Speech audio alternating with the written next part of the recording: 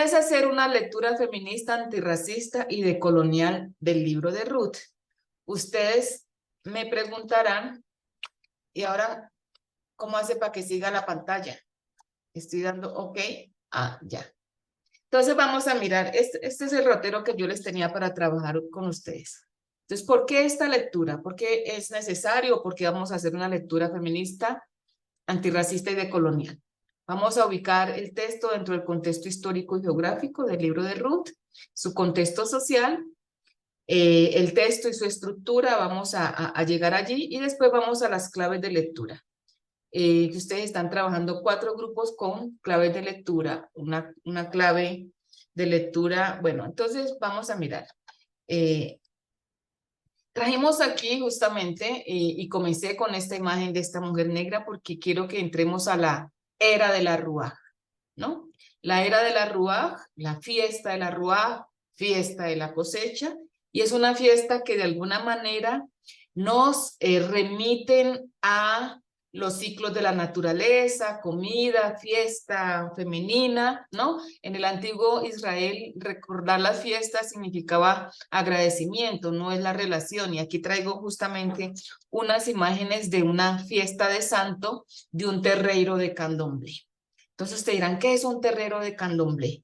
El terrero de candomblé nos evoca justamente fiestas de agradecimiento a los orichas, que son a los dioses de las tradiciones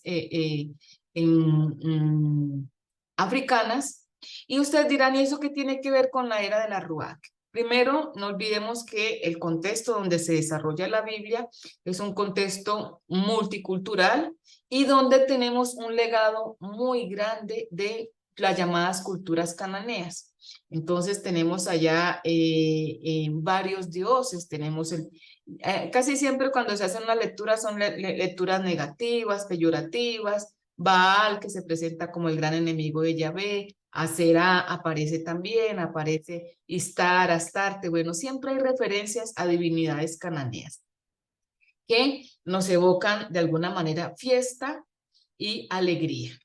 ¿Y por qué entonces la era o terreiro, que es la otra característica? Vamos a ubicarnos en la era de la Ruá, en el lugar de la fiesta antigua judía. El terreiro o la era es Gorén en el hebreo. Aparece 4 veces en el libro de Ruth, llama mucho la atención, la era, la era, la era. Aparece en el capítulo 3:2, 3:6 y 14. Este término aparece mucho en los libros de la Biblia, pero en el libro de Crónicas, que es muy contemporánea con el libro de Ruth, aparece ligado también a un lugar sagrado donde David celebraba sacrificios. O sea, la era, el Gorén, es un lugar de sacrificios, de fiestas, de alabanza. Entonces, en Crónicas siempre aparece esta relación de David y Yahvé. Por tanto, estamos diciendo, estamos en una fiesta que es un encuentro con la divinidad, con Yahvé. Esta misma palabra designa plazas anchas, ¿no? En Zumbi de los Palmares, que es un gran palenque en Brasil, aparece, se hacen las fiestas también en espacios públicos. La verdad que inicialmente todas estas fiestas de cosecha se hacían en espacio público, ¿verdad? Porque era el espacio donde estaba justamente la cosecha del trigo, del maíz, bueno, del pan y todo esto, y justamente allí era donde se agradecía, se agradecía. Entonces, por eso vamos a mirar. Entonces decimos, ¿y por qué en una lectura feminista, antirracista y decolonial? Casi siempre tenemos que justificar por qué es necesario.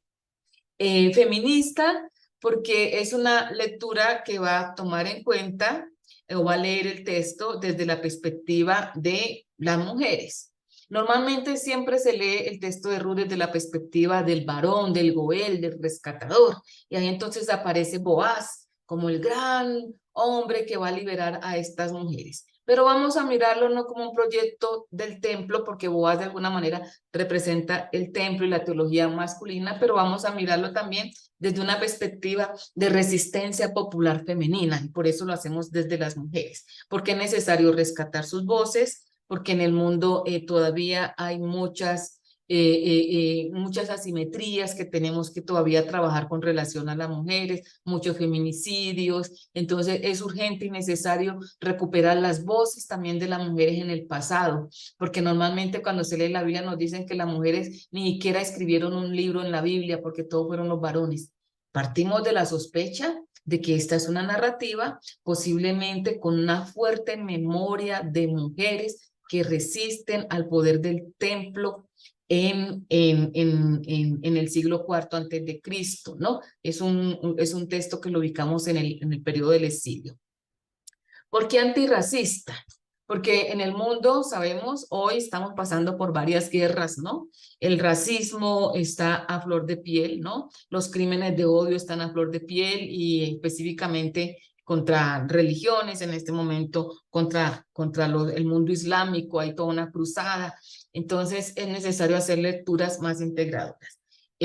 Porque la Biblia normalmente nos la presentan y estos personajes se asumen que todos son blancos y nos presentan desde una perspectiva muy eurocéntrica, pero el mundo donde se dio la Biblia es un mundo también africano. De hecho, África estaba muy cerca, un corredor de pasaje. Por eso muchas costumbres que el pueblo de Israel adopta, como es la relación con las fiestas, con los ciclos de la naturaleza, tienen que ver también con religiones africanas, no solamente con religiones del mundo de arriba, de Mesopotamia y Babilonia, sino que también toman. Entonces, por eso justamente comenzamos trayendo estas imágenes que evocan fiesta, que evocan mundo negro, y yo les voy a justificar por qué.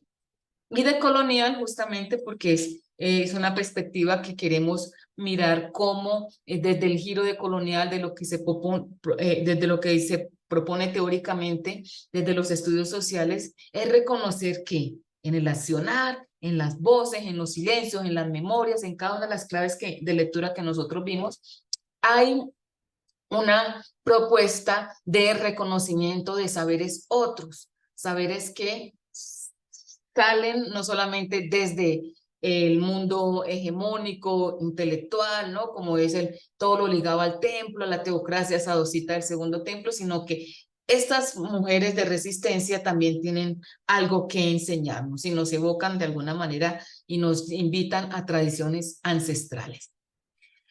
El contexto del libro de Ruth, ¿no? Vamos a mirar el contexto geográfico. Entonces se ambienta en la época de los jueces, en un periodo donde todo Israel, toda esta franja litoránea es dominada justamente por la colonia persa. La reconstrucción del templo se da bajo los proyectos de Zorobabel y Josué. Zorobabel más político, Josué más religioso. Aparece dentro de este contexto de reestructuración del templo dos profetas, Ageo y Zacarías.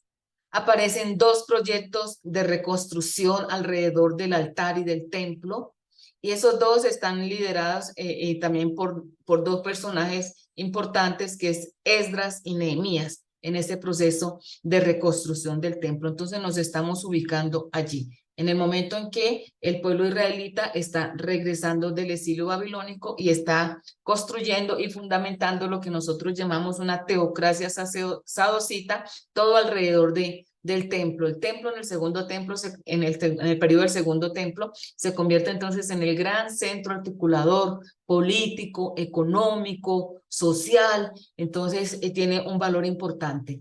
Pero ese proyecto del templo, que es lo que no nos cuenta la historia, porque la historia cuenta desde la oficialidad. Qué bonito, Ciro los dejó venir a construir un templo, pero ese proceso entre los que vienen y los que se quedan, hay un problema social muy grande.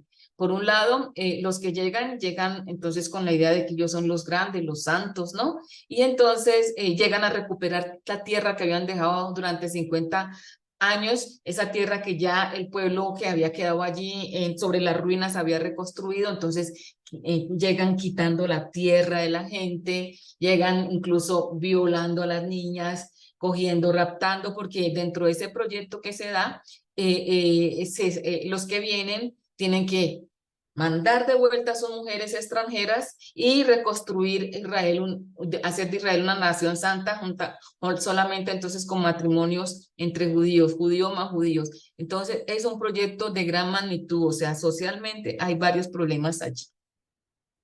Entonces el libro de Ruth está establecido en el momento porque cuando comienza dice en la época que juzgaban los jueces, entonces están en el posexilio, siglo IV, pero nos remiten a una época anterior, que es la época de los jueces. Llama mucho la atención que el libro evoca el momento de la época de los jueces, que es una época justamente de una revolución alrededor de la aldea, es justamente una revolución para, para apoderarse de la tierra. Entonces, es como un tipo de, sí, sí, que es el proyecto donde las tribus van y cada una ocupa la tierra, que eso lo tenemos en los libros de Josué y Jueces.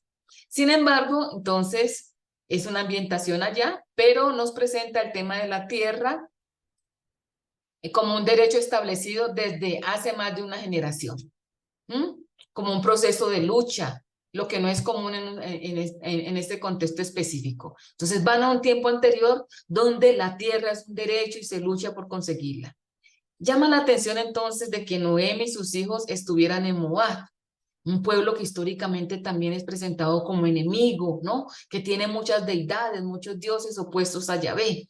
Entonces, por allá en alguna parte del Deuteronomio dicen que los moabitas no entrarán a ser parte, no sé en qué generación de la casa de Dios. Entonces, tiene un problema histórico, pero llama la atención.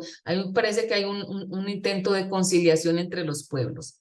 En este texto, Moab es un lugar donde la gente va cuando tiene hambre y donde se cansan, entonces es un lugar también de refugio. Porque no había pan en Belén de Judá, la casa del pan, Betlehem, casa del pan, no hay pan, y entonces van a Moab y allá encuentran. Llama la atención entonces que el hecho de que Ruth se presenta como una extranjera, en hebreo Neker, ¿no? Porque es una forma tardía que solo aparece en el libro de Job y en el libro de Abdías y sí, por tanto, en una lengua utilizada en el exilio babilónico, en el siglo VI, lejos del siglo X. Entonces aparece ya. Entonces por eso nos dicen, ambientada en la época de jueces, retoma una revolución social que se da alrededor de la tierra y nos ubica justamente dentro de este contexto. Entonces nos recuerda el tiempo de las juezas, de los jueces y de las juezas. ¿Qué hablo de juezas? Porque no podemos olvidar que Débora es una de las que es mencionada como jueza, pero es de suponer que no era la única, ¿no? O sea, las mujeres podían también ser juezas. Y en el contexto posterior al exilio, como claves del lugar experiencial del libro de Ruth, ¿no? Es justamente en la experiencia donde hombres y las mujeres también ocupaban y jugaban, ¿no? Así que tenemos varias preguntas que responder para llegar a la experiencia del libro de Ruth. ¿Por qué se ambientó en la época tribal? ¿Por qué se hace esto? ¿Cuál es el contexto dentro del posexilio que tiene una situación similar a la tratada en el libro, involucrando a las mujeres extranjeras por su derecho a la tierra y en definitiva por el derecho a la vida, por ser incorporadas, ¿no?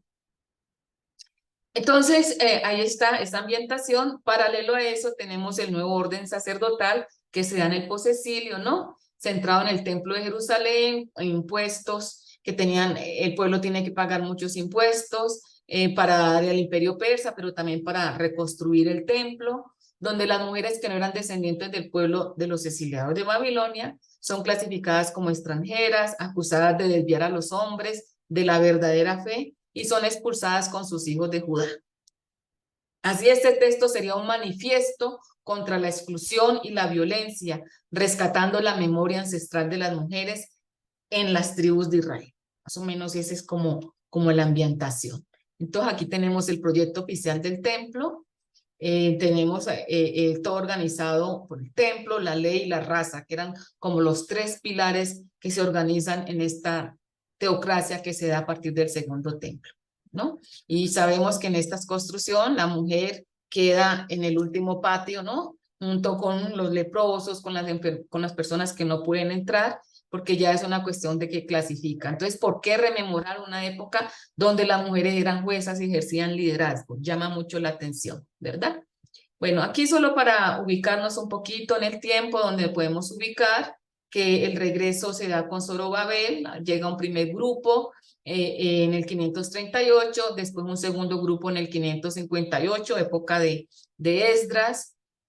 Aparece en el 545 al 425 las profecías de Malaquías, en el 500 Ageo y Zacarías, y entonces tenemos Nehemías en todo su proceso de reconstrucción a partir del decreto que da Artajerjes. Esta es como la ubicación del contexto.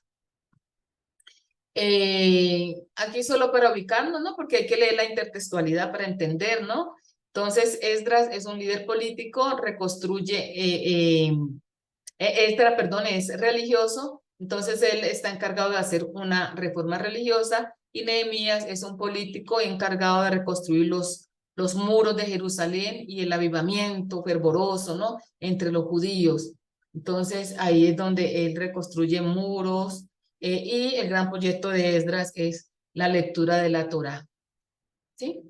Entonces, ese es como el contexto más amplio, pero en cuanto al contexto social, también llama mucho la atención.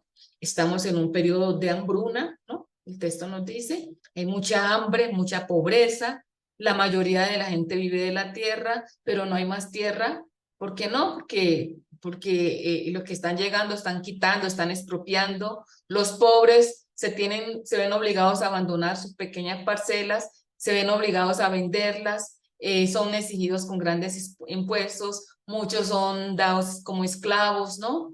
Noemi tuvo que vender la parcela a la familia, nos dice en Ruth 4:3, para no pasar hambre, y muchas personas venden a sus hijos y a sus hijas como esclavas para trabajar en la tierra de otros. Entonces, ese es el contexto donde ambientamos el libro de Ruth. Y entonces aquí más o menos una estructura de cómo se desarrolla la trama del libro de Ruth. Ya todo lo hemos leído, pero bueno. Entonces, en el capítulo 1 a 6 nos plantean el problema, hay hambre. En los siguientes versículos, entonces Noemi y sus dos nueras van a camino a la casa de la madre. En el verso 7 habla de la casa de la madre. Noemi es recepcionada por mujeres. Miren, estoy llamando atención a algunos elementos. Casa de la madre no habla de casa del padre, sino casa de la madre. Es recepcionada por varias mujeres, no hablan solo de Yahvé, sino Yahvé y el Shaddai, dos nombres para el mismo Dios o dos divinidades diferentes. Es la pregunta que vamos a intentar mirar. Ruth y Boaz, entonces ella come en la era. Después Ruth y Noemi reciben las espigas que los criados de Boaz le dieron. Noemi y Ruth planean la trama que van a hacer. Ruth y Boaz en la noche en la era, ¿no? Se sienta a los pies de Boaz y maravillosamente queda en embarazo. Entonces ya podemos entender que pie es un eufemismo para hablar de la genitalidad masculina en la Biblia, porque no tenían una palabra específica para el miembro genital masculino. Ruth y Noemi, entonces nuevo compartir. Después Noemi, Ruth y Boaz tienen que resolver cuestiones sobre el matrimonio. Después Boaz, Ruth, Noemi y las mujeres, ¿no? Que comparten después de que nace el niño, y una conclusión sobre las genealogías, que es también un material posterior para intentar decir que Ruth es descendiente del rey David, ¿no? Ubicándola en el tiempo de los jueces para justificar la monarquía davídica. Y entonces las claves de lectura que yo les di a ustedes fueron tres. La primera clave, el cuerpo. Entonces preguntábamos qué dicen sus cuerpos, sus nombres, qué movimientos se producen. Las voces, qué dicen sus voces, qué movimientos se producen. La memoria, qué memorias apoyan su situación y qué movimientos se producen a partir de esas memorias. La transculturalización, qué fronteras están abiertas y qué movimientos se producen a partir de la apertura de estas fronteras. Entonces, estas fueron las claves de lectura. Como ven, es una propuesta diferente, no es análisis político, social, económico, como siempre ha primado la lectura sociológica de la Biblia, sino que utilizamos otras mediaciones, porque desde la hermenéutica negra feminista entendemos que el cuerpo es un lugar importante, porque el cuerpo es un lugar donde la divinidad también se manifiesta, ¿no? Dios está presente en las fiestas de santo, donde aparecen los dioses que se manifiestan y se corporifican. Y entonces es una lectura utilizando estas claves antropológicas para ver qué dicen y reconocer entonces esta corporeidad dentro de la relacionalidad que se establece. Entonces, ahora sí, el, el grupo 1, pero sin antes decir que la primera clave entonces, ¿por qué utilizamos el cuerpo?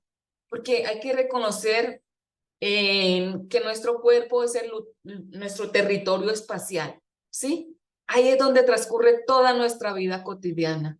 Ahí experimentamos tensiones, nudos, dolores, alegrías, sabores, sinsabores. Todo pasa por nuestra corporeidad. Entonces, leer el texto de la Biblia, porque siempre nos preguntamos quién es el cuerpo que interpreta tu cuerpo. Entendemos que la Biblia es un cuerpo textual. El cuerpo de las mujeres nos ayuda a experimentar lo sagrado que hay en nosotras y por medio de ellas somos invitados a leer el texto sagrado, ¿no? Podemos decir el texto de las mujeres y de los hombres, ¿no? Pero aquí como estamos optando por esta, pero se abre para las dos posibilidades. Es el cuerpo que nos posibilita. La liberación de nuestros cuerpos a partir del movimiento entonces nos permite encontrarnos con las raíces de aquellas rigideces que tenemos que trabajar a nivel de confusión, de condiciones o de convicciones muy profundas, arcaicas, míticas de nuestra personalidad. Entonces vamos al cuerpo para ver qué es lo que tenemos que también sacar y retrabajar, aprender y desaprender de aquello que siempre hemos leído en una lectura normal que hacemos que no tiene como la mediación el cuerpo. El cuerpo nos desafía a creer, a madurar como personas hacia una conciencia más plena. Y con esta clave de lectura somos invitados a leer el primer capítulo del libro de Ruth. Ahora sí, el primer grupo, en 2 minuticos, ¿qué fue lo que expusieron? ¿Qué fue lo que trabajaron?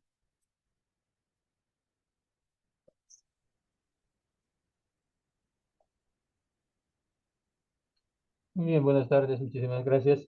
El primer grupo, que hemos intentado responder a las preguntas que nos ha planteado Maricel. Los temas que hemos encontrado están, por supuesto, en primer lugar el tema del hambre, ahí asociado a la pobreza. También encontramos el tema del levirato, por la cuestión de que tiene que casarse o que va a decir que tiene que casarse porque mueren los hijos. Eh, Luego la migración, también la desesperanza. Respecto de los nombres posiblemente fueron puestos, o sea, son imaginarios, ¿no? No son quizás nombres propios que responden a personas concretas, y que fueron elegidos por su significación. Y entonces los dos hijos que mueren jóvenes, por ejemplo, Mailón significa languidez, Quilón consunción, Orpá quiere decir la que vuelve la espalda, Ruth significa la amiga, Noemí quiere decir mi dulzura, y Elimelech es mi Dios es rey.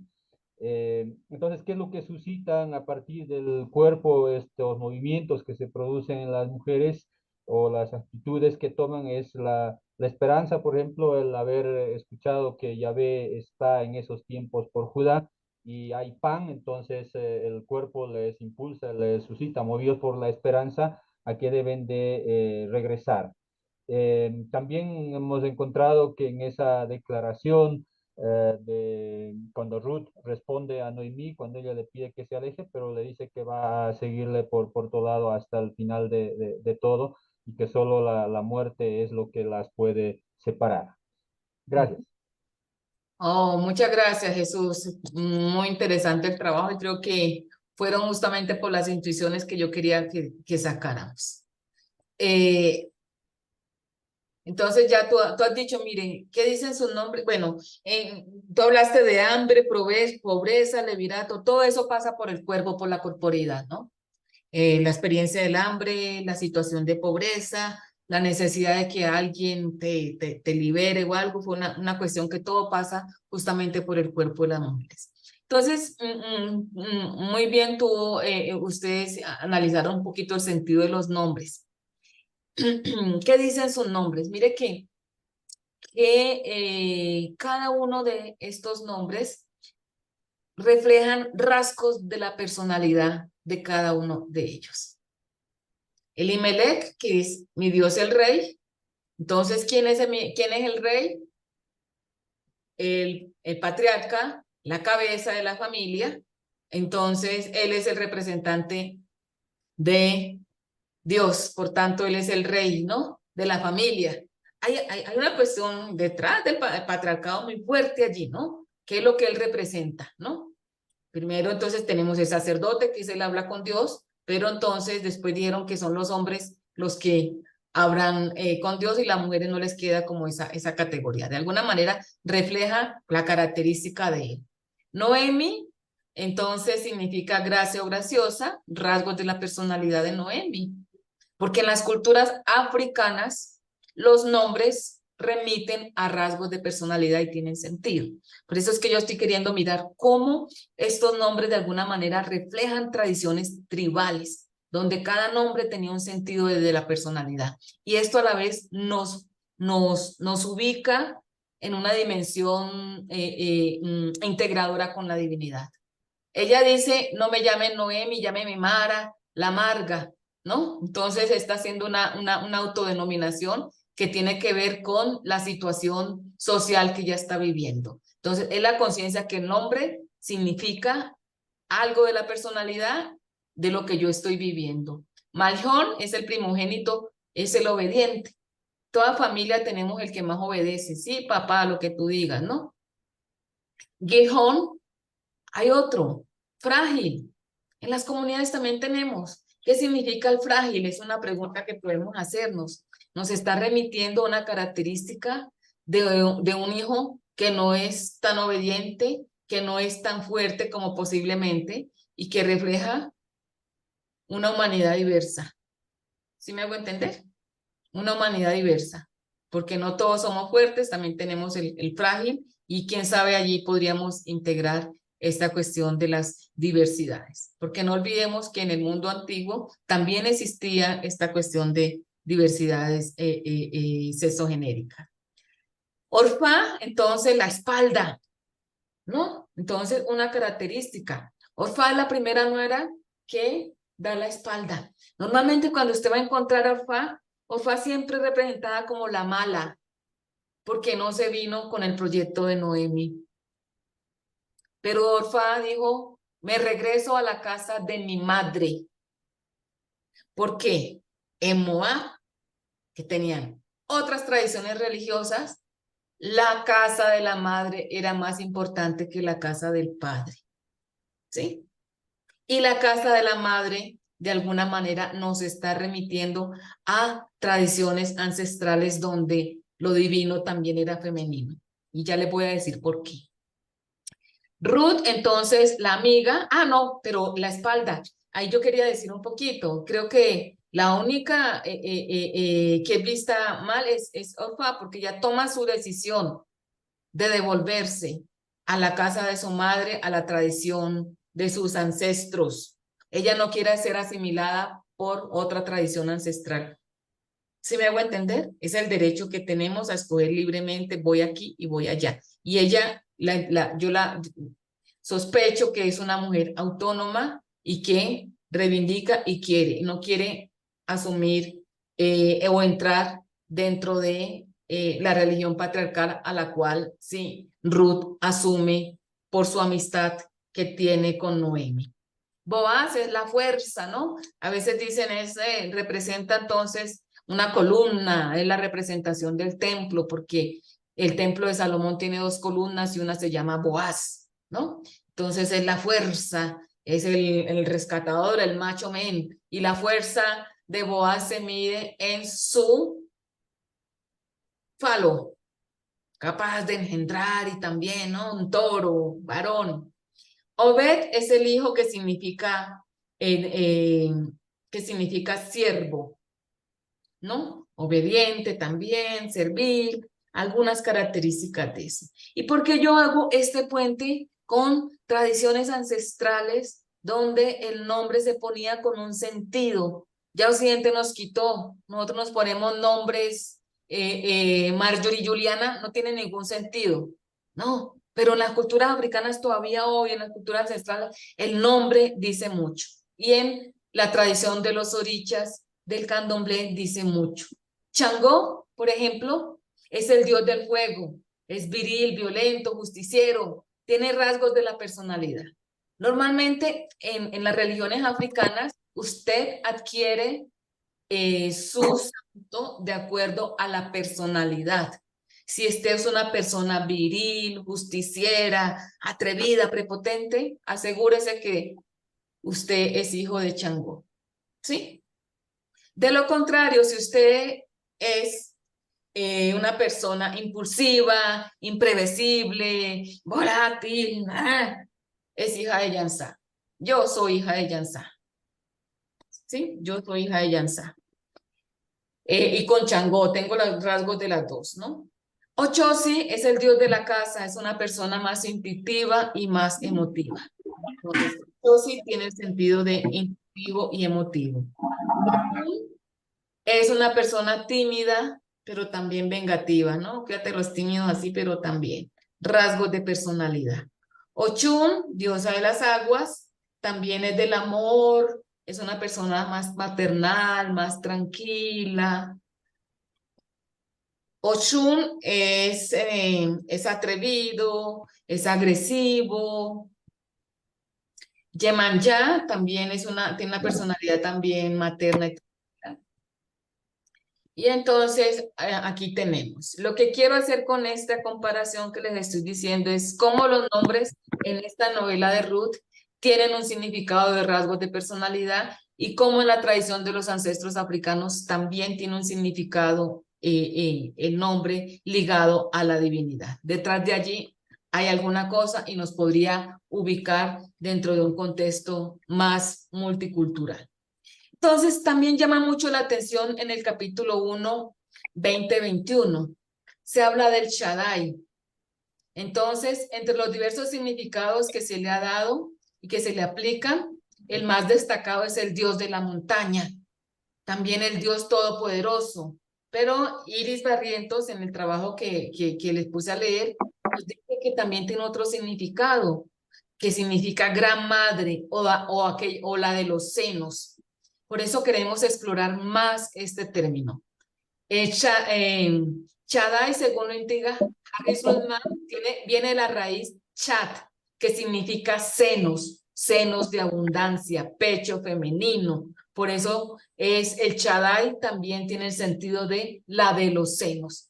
Entonces, aquí hay una relación. La del Shaddai me ha secado. O sea, aquella tierra madura que daba comida, que daba abundancia, que daba todo, está seca porque hay hambre, ¿no? Entonces, ahí está reflejando eso. Entonces, pues, nos atrevemos a pensar que estamos en el terreno de la Ruat o en la era de la Ruat, ¿no? Donde están estas divinidades y estamos haciendo un tránsito de las divinidades femeninas a la divinidad patriarcal, ¿no? Entonces, la síntesis de esta primera clave, el reconocimiento de nuestro cuerpo como un espacio legítimo de poder, un poder benéfico, independiente, que nos ayuda a las mujeres a salir de esa visión de que nuestro cuerpo es peligroso, de que nuestro cuerpo es inferior, de que de allí nos salen saberes, entonces la divinidad me habita, entonces ahí está. La divinidad se presenta en la corporeidad humana. Sin duda, esto nos permite proclamar la liberación de las imágenes de un Dios como un único y varón, y nos permite leer los cuerpos de Run, Noemi, Orfa, que el Dios que se revela a ellas parte de sus propias experiencias corporales y vitales, de sus necesidades y de lo que están sintiendo y viviendo. Entonces, esta sería la síntesis de la primera lectura. Y ahorita vamos a la segunda lectura, la segunda clave de lectura que son las voces. Entonces, el grupo 2, por favor.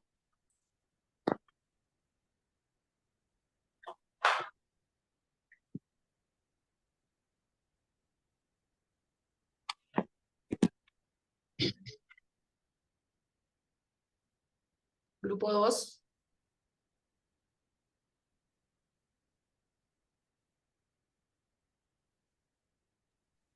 No sé si, pero a nosotros nos mandaron las mismas preguntas del grupo uno, lo que tenía que ver con el movimiento del cuerpo, o sea, no apareció Mm. nada de voces.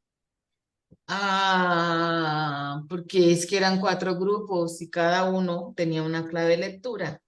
La primera cuerpos y la otra, el capítulo 2 las voces, porque están las hablas de las conversas de ella, las complicidades. Ve a la era, en Ruth va, se encuentra Sí, ¿con qué? Con los trabajadores de Boaz, descubre que está Boaz, vuelve y articulan qué van a hacer, o sea, las voces de las mujeres que las empoderan. Entonces, a por no- eso, sí, a entonces creo, nosotros como grupo 2 nos dieron el capítulo uno y las mismas preguntas. no, eran 4, O la no, leímos mal a lo mejor, pero sí, no. hicimos la tarea mal, fue.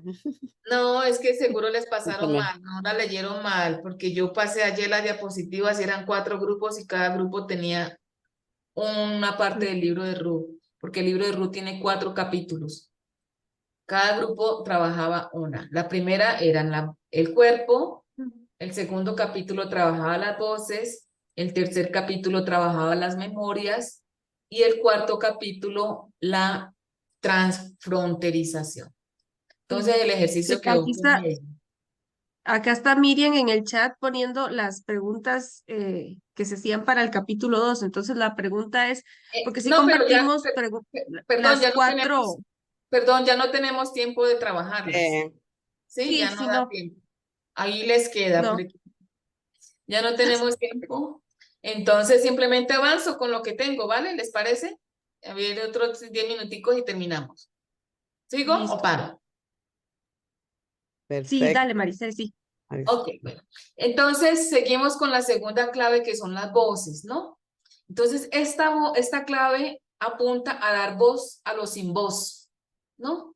Normalmente en toda la Biblia las mujeres casi no hablan, pero aquí en el libro de Luz, del libro de Ruth, hablan, ¿no? Lo que significa que la historia tradicionalmente ignora a los grupos sociales que no se encuentran en el estatus social de privilegio y de manera reiterativa a las mujeres, promoviendo así el clasismo, el sexismo y el racismo bajo el supuesto de una lectura inclusiva, ¿no? Porque no es tierra, frase familia, es un proyecto, macroproyecto, el templo, ya ve, pero las mujeres nunca hablan, ¿no? Esto también sucede en las interpretaciones bíblicas, donde solo son importantes hombres de prestigio. La historia de Ruth y Noemi es casi siempre invisible y cuando no, lo más destacado es la solidaridad del hombre Boaz. Las mujeres necesitan del hombre para poder liberarse e integrarse. Explorando poco, salvo por las feministas, la sororidad de las mujeres como un proyecto político de resistencia en busca de tierra, pan, integradas, pero de integrarnos dentro del el proyecto, porque todos vamos camino al proyecto del templo, ¿sí me hago entender? Bueno, esta clave evidencia racismo epistémico que desde antaño invisibiliza los saberes ancestrales de las negritudes. Pero es hora de escuchar a Ruth y Noemi. ¿Qué dicen ellas? ¿Qué dicen sus voces? ¿Cómo se articulan? ¿Cómo piensan? ¿Cómo hacen? Es un proyecto, ¿no? Ellas se dan cuenta que hay una ley, que es la ley del levirato, y que necesitan reintegrarse dentro de la comunidad. Orfa simplemente dijo, yo me salgo de chicharrón y yo vuelvo para la casa de mi mamá, a mis tradiciones, yo no me voy a someter al proyecto del templo. Pero ellas que están aquí, es la única posibilidad que tienen para ser redimidas, rescatadas e integradas, ¿no?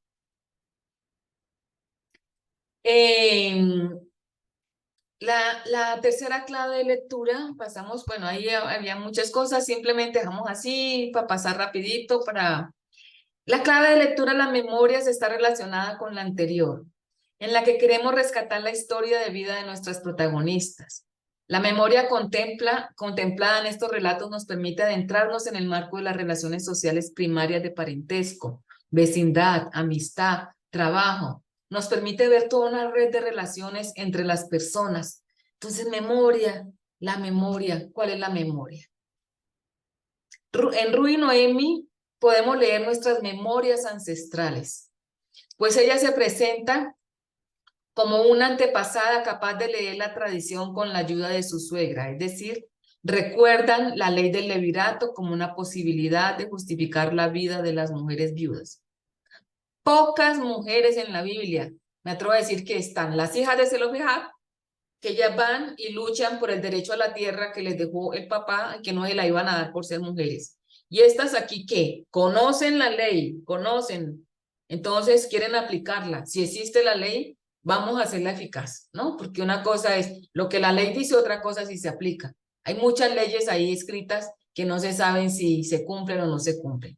A través de su palabra y de sus acciones se conserva su memoria.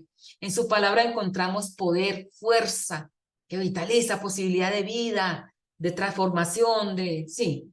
Y su palabra no termina con las cosas dichas, porque somos conscientes del androcentrismo que silencia las tradiciones femeninas, sino que se extiende al silencio, al cuerpo, al movimiento, a los toques, al saber, al no saber. Estas tradiciones ancestrales aún sobreviven gracias a la oralidad.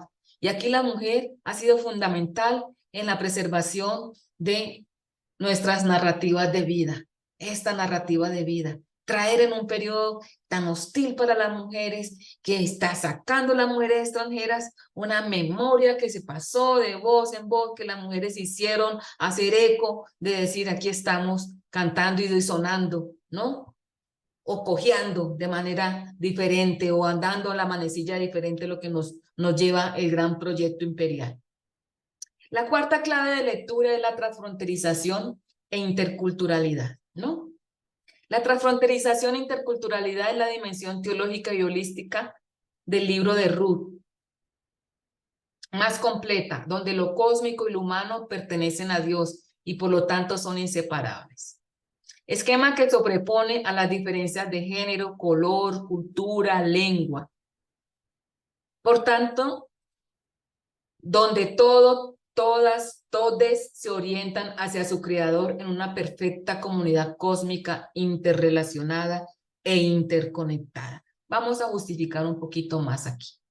En el libro de Ruth tenemos entonces como el paso, por eso colocamos esta dimensión cósmica relacionada, interconectada.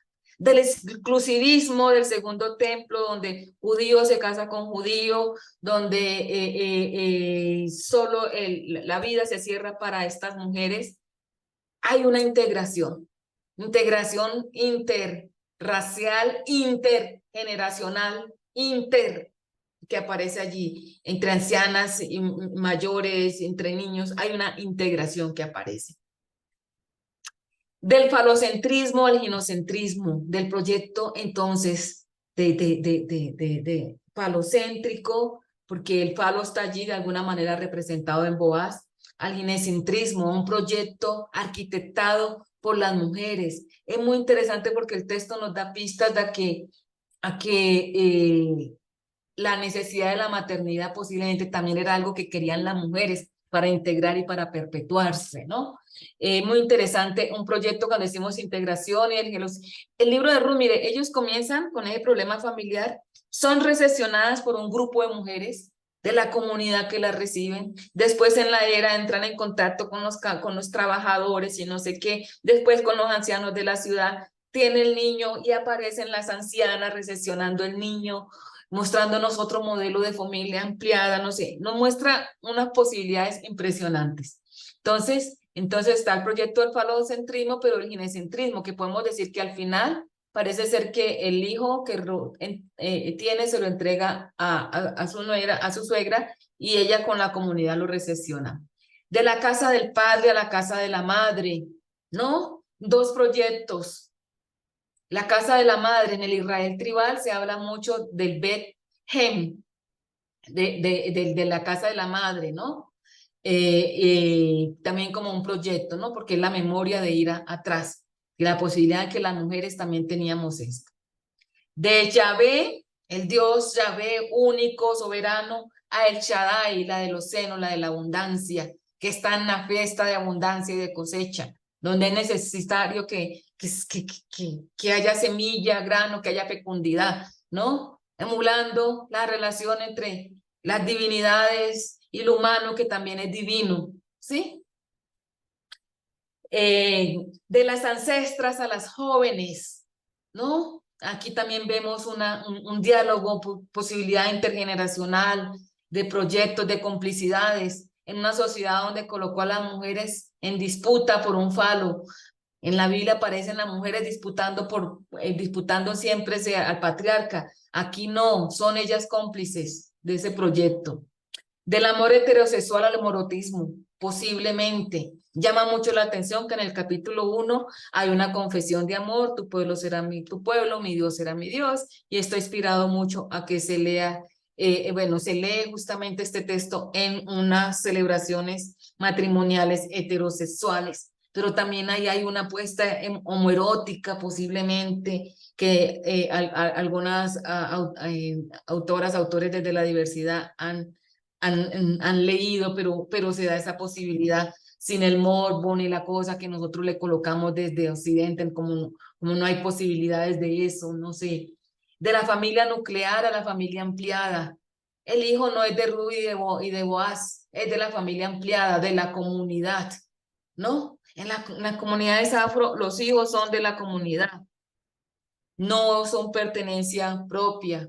Yo le digo porque yo soy descendiente de africano, de chocuano, viví en el Gran Palenque colombiano y mi familia era una familia muy ampliada, porque lo que le pasaba a esa niña lo sabía mi mamá, era, mira, o sea, el cuidado esta es, o sea, es eso. Pero aquí no, la familia se volvió una propiedad privada y al ser propiedad privada se quedó justamente en eso cerrado porque ya no hay, no me importa lo que le pasa con el niño de la vecina, si el mío está bien, o sea, no es una armonía integradora, no es.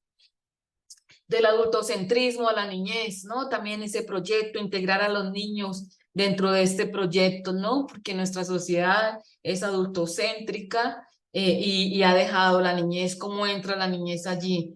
Normalmente el gran proyecto que nos presenta es, él es solamente aparece para legitimar la descendencia davídica, que sabemos que es una descendencia armada, ¿no? Más de allí, pero, pero darle la autonomía, no por utilitarismo, sino por lo que la niñez representa, no sé, ahí hay un desafío. Del monoculturalismo a la interculturalidad, ¿no? Que son voces, cuerpos, hay cruces de fronteras, una moabita que se integra justamente acá y rompe con el exclusivismo, el universalismo, el exclusivismo de que Yahvé es para los judíos y se abre a una casa mayor común más integradora. Esta es una dimensión cósmica relacional que nos evoca al Ubuntu, al soy porque somos y yo estoy bien porque estamos bien, ¿no? Justamente cuando comencé a trabajar esto, lo hicimos justamente, lo comencé a trabajar con comunidades en la idea de decir qué significa vivir sabroso, significa apostarle a estas nuevas epistemologías que emanan justamente de estos pueblos, de estos grupos que son invisibilizados por los grandes metarrelatos patriarcales, ¿no? Entonces, la síntesis de esta cuarta clave de lectura es, para cruzar fronteras los movimientos son necesarios, por eso cada una de estas claves tenía movimiento. En momentos de amenaza siempre nos enfocamos en la tradición, porque eso es lo que nos da seguridad. No nos queremos mover, aquí estoy acomodado. Y si el otro me está diciendo una cosa diferente a lo que yo nunca he escuchado, no le escucho porque acá estoy acomodado. Que si escucho me desacomodo, me desarticulo y tenemos miedo de eso. Hay que cruzar frontera, hay que hacer esto para vivir diferente. La verdad es esa. Y perdonen que yo me emociono mucho con esto. Sin embargo, en la comunidad es necesario romper las fronteras que nos separan para abrirnos a la diversidad. Este es un paso difícil. Sin embargo, los ancianos y las mujeres, decir, los más apegados a la tradición, supieron dar ese paso y acoger a los extranjeros, migrantes, viudas, pobres. La historia del pensamiento de las mujeres gira interminablemente en torno a la transgresión de fronteras. Solo así vivimos y existimos, ¿no?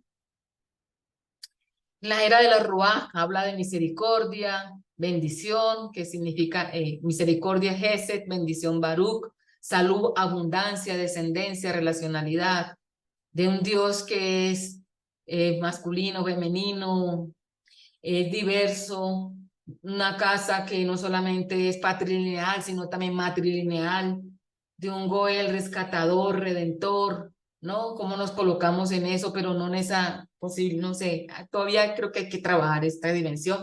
La dimensión holística, cósmica, integradora, interconectada, la ley del levirato, hacer garantizar la ley de las mujeres, la fiesta de solidaridad masculina con la solidaridad femenina, la redención de la tierra, la mujer, la familia, derecho de volver a nuestra tradición ancestral, como lo hizo Orfa. Ese también es un derecho y no por eso se tiene que condenar. ¿Sí? La era de la era de la Ruaj, ¿no? Trae a colación los problemas de aldea al interior de Judá, apropiación de tierra por los pobres, por los ricos, observancia de la ley, matrimonio con mujeres extranjeras, mezcla de razas. La escritura del libro de Ruth, entonces la ubicamos en el 400. Esta es una historia de mujeres que asumen roles activos y luchan por sobrevivir en un mundo patriarcal. También forma parte de esta línea profética popular que resiste a la centralización del judaísmo en Jerusalén, ejerciendo su profecía, defendiendo el universalismo del amor de Dios y los derechos a los pobres. Ruth, mujer extranjera, viuda, pobre, protesta, reivindicando como extranjera una visión teológica diferente al exclusivismo de Esdras y Nehemías. Los pueblos extranjeros también son pueblos de Dios, por lo que no es un Dios exclusivo. Resiste la observancia de la ley de la circuncisión, del sábado, de lo limpio y de lo inmundo, porque eso hacía parte de la tradición del templo y ahí no aparece nada de eso. Ella y su suegra reclaman el derecho de los pobres a cosechar, al rescatar, ¿no? Hace visible a Jerusalén, hace invisible a Jerusalén. No aparece. Jerusalén no es el lugar de liberación allí. Son las periferias, ¿no? El templo, los sacerdotes y los reyes no son importantes en el libro de Ruth. Lucha por rescatar el proyecto que viene del pueblo, del campo, ¿no? Belén es la casa del pan, de la comunión, del poder participativo, de la redención de la tierra. Es allí, en una aldea de Judá, donde se produce todo esto. No es en el centro, en Jerusalén. Es una aldea de aquella que siempre fue estereotipada. De Belén sale algo bueno, de Belén también sale algo bueno.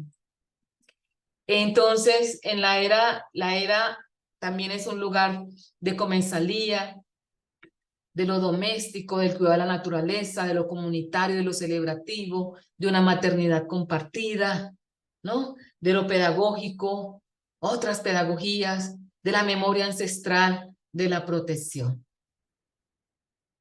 Y con eso podemos solamente un apéndice aquí. Estamos en la era, época de fiesta, tiene que ver con los ciclos de la naturaleza, astrales. Las principales fiestas se dan entonces, en judía se dan el Cantar de los Cantares, que es un texto que nos remite a memorias también femeninas de una mujer y su amante, ¿no? Nos remiten, ahí llaman mucha atención porque estas son resistencias al poder del templo teocrático. El Pentecostés, Ruth, la fiesta de las 7 semanas, aquí entonces entra Ruth.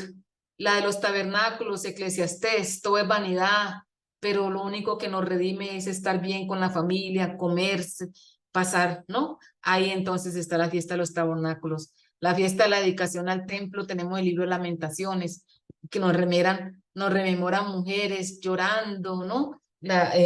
Por la situación, las plañideras. La fiesta del Purín, Esther. Entonces, estoy ubicando al libro de Ruth aquí dentro de este calendario, las principales fiestas, que son lo que componen lo que llamamos el Megilot, ¿no? Los últimos libros que aparecen en la Torá, que hay una ribla que escribimos sobre eso que se llama, que es el Pentateuco femenino. La Torá comienza con el Pentateuco y termina justamente con estas memorias de resistencia femenina. Y también dentro del candomblé, porque estoy mirando la religión que tiene que ver, las fiestas, en enero fiesta de Ochalá, en abril una frijolada para Ogún, en junio la hoguera de Xangó, y todo remite a Dios, a santos católicos, el Señor de Buenfín, San Sebastián, San Juan y San Pedro, San Bartolomé, aquí la fiesta de Changó es San Jerónimo, Yemanyá también es Nuestra Señora de la Concesión, ubicada cómo se dio ese proceso de sincretismo, ¿no? Y cómo estas cuestiones permanecen y esto dio resistencia. Las fiestas, la memoria de tradiciones ancestrales que nos remiten y nos reafirman que hay que leer también la Biblia desde esta perspectiva, no desde la perspectiva solamente blanca occidental, sino reconocer que estamos en un mundo afroasiático. Muchas gracias.